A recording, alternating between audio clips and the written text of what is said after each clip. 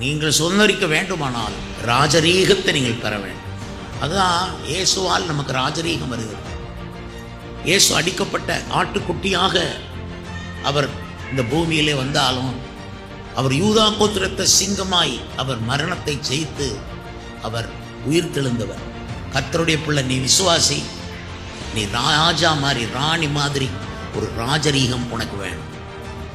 அதை நீங்கள் உங்கள் குலம் கோத்திரம் அதில் உள்ள ராஜரீகத்தை பார்த்துட்டு கொஞ்சம் நெஞ்ச நிமித்துனீங்கன்னா அதனால் நீங்கள் எதையும் சுதந்திரிக்க போகிறதில்லை. நீங்கள் சுதந்திரிக்க வேண்டுமானால் பரிசுத்தாவியானவர் கொடுக்கிற ராஜரீகத்தை நீங்கள் பெற்றுக்கொள்ளணும். பரிசுத்தாவியானவர் தான் ராஜரீகத்தை கொடுக்கிறார்.